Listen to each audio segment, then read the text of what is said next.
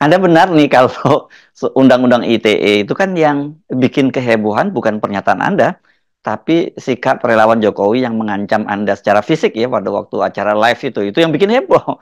Tapi anehnya yang dipersoalkan ini keterangan Anda ketika Gibran menemui Anda di rumah Anda nih waktu itu ya di Sentul itu. Seingat saya ini berapa tahun 2021 kalau nggak salah ya ketika dia belum lama menjadi wali kota Solo. Jadi mesti dibayangkan, Gibran datang ke tempat saya tentu ingin belajar, ingin berteman. Kan buat saya bagus betul, saya bisa pengaruhi jalan pikirannya pada waktu itu.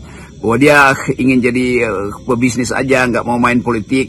Lalu saya bilang bahwa hati-hati, Anda nanti akan dikunjungi oleh segala, atau pada waktu itu kunjung mengunjungi udah ada itu, bahwa berita-berita bahwa para menteri datang pada Gibran atau tokoh-tokoh nasional.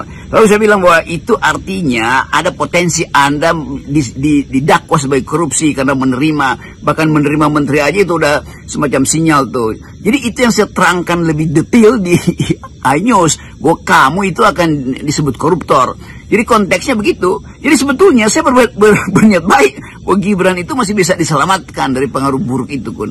Kan itu pada waktu itu kan semua orang merasa oh ini anak muda, tetapi kemudian udah banyak orang mondar-mandir di situ. Jadi saya tanyakan itu pada dia itu, dan saya mengatakan memang bahwa Anda nanti akan dianggap koruptor. Anda koruptor nanti itu. Kan itu konteksnya tuh. Tetapi kemudian memang akhirnya Gibran dimasuk di dalam jebakan-jebakan politik, lalu isu berkembang terus bahwa Gibran bahkan pada tingkat tertentu seluruh keterangan itu kan kita udah dapat bahwa Gibran akhirnya terjun dalam politik, bahkan diangkat secara eksklusif oleh ayahnya. Nah di situ saya marah gitu kan, itu dasarnya kan. Jadi kalau saya terangkan di iNews nggak ada soal, silakan aja panggil pada Gibran. Kan yang mesti melaporkan Gibran kan kalau itu sebagai penghinaan maka panggil Gibran. Nanti saya terangkan bahwa pada waktu itu gue justru mau bela lo gitu, karena lu datang ke tempat gue kan, kira-kira begitu kan. Saya buatin dia teh kok pada waktu ini, saya buatin ya khusus buat kamu supaya saya bisa cegah dia itu. Bahkan saya bilang Anda masih muda kok, Anda masih punya